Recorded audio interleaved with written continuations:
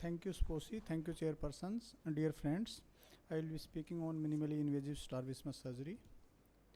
So basically, various type of incisions have been popularized, like limbal incision, Park's phoenicial incision, Swan's approach. This minimally invasive squint surgery was popularized by Dr. Mozon in 2007. For doing minimally invasive squint surgery, use of microscope is advocated, and who wants to start, they should start with primary horizontal rectus muscle recessions and plication of 4 mm or less. Preferred age group is between 14 to 40 years. In very young patients, there is abundant tenous tissue which makes surgery more difficult, and in older patients, there is reduced elasticity of conjunctiva that increases the risk of conjunctival tear. These are the routine instruments which are required for minimally invasive squint surgery. So basically, in minimally invasive squint surgery, muscles are operated through several keyhole openings instead of one large opening, and tunnels are created between cuts for additional surgical steps, and transconjunctival suturing technique is used to keep the keyhole opening small.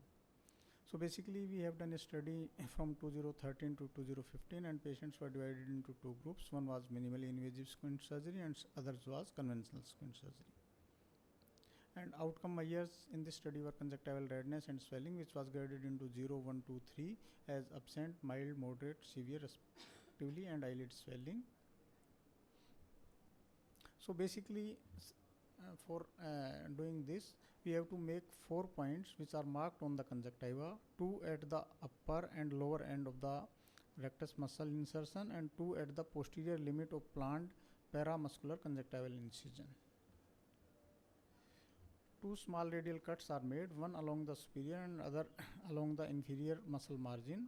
Anterior extent of the cut is at the level of the tendon insertion, and size of cut depends on amount of muscle to be displaced. And rule of thumb is the incision size should be 1 mm less than amount of the muscle displacement to be achieved. Then episcleral tissue is separated from the muscle sheath and sclera. After identifying the borders of the muscle, it is hooked. To perform recession, 2 sutures 60 vicryl as routine are applied to the superior and inferior border of the muscle as close as possible to the insertion. And after measurement of the amount of the recession, it is reattached at the desired place by the hangback technique, and the conjunctiva is closed with 60 vicryl using 2 sutures. So this is the preoperative photograph in group A. This is the postoperative photograph on day 1 in group A patients, and this is the photograph on day 7, and this is the photograph at 3 weeks. For group B, conventional strabismus surgery limbal approach was used, and it was routine conventional strabismus surgery. So this is the preoperative photograph in group B. This is postoperative photograph on day 1. This is postoperative photograph on day 7, and it is postoperative photograph at 3 weeks.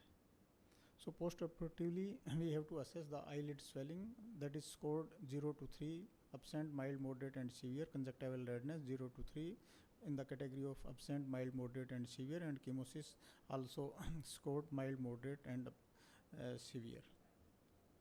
So basically, there was no statistically significant difference between both groups regarding preoperative and postoperative amount of deviation and visual acuity.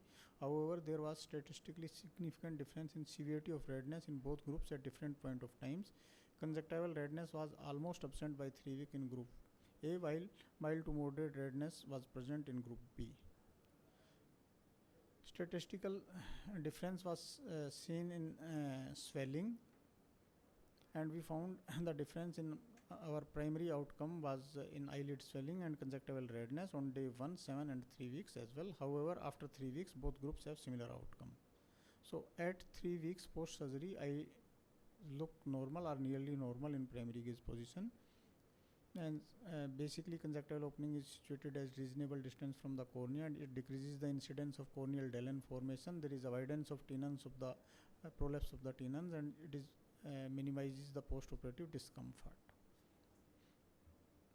So what are the advantages of minimally invasive squint surgery? Basically, placement of conjunctival incision away from the cornea leads to lesser postoperative complications. There is minimization of size of incision. There is improved postoperative quality, better cosmesis, minimal tissue disruption, improved function of affected muscle, less trauma to the operated area, and ease of performing revision surgery. This is comparative chart of MIS and conventional squint surgery. And I would like to conclude with conventional technique. The conjunctiva is more at risk, increased patient discomfort, conjunctival redness stays after 3 weeks. And with minimally invasive squint surgery, level of subjective comfort is better than conventional limbal approach, and severity of eyelid swelling was dramatically less. So there is short postoperative period, less conjunctival scarring. So in a sense, we may conclude that minimally invasive squint surgery is technically more challenging, but has potential to provide increased patient comfort in immediate postoperative period. However, after 3 weeks, both are equally effective. Thank you.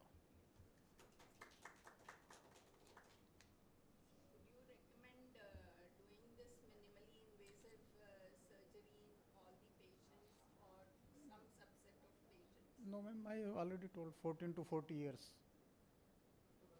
So in younger patients, basically there is more of the tenons tissue is there, so the chances are it should not be tried. And after 40 years, the conjunctival elasticity, and there is more chances of conjunctival tears. And are you using any phenylephrine drop? Preoperatively, not in any patients. Actually, we tried 10 years back, but the incision increases. Increasing. Softening the muscle and all. Yeah, and the assistant pulls sometimes. Yeah. Finally, ma'am, basically this study was done from 2011 to 13-14. After that, we have done 2 more theses, and now we are doing it in obliques also. So now I am quite comfortable with this. So yes, for any initial procedures, there are chances of extension of the incision. Thank you, sir. Thank you so much for the excellent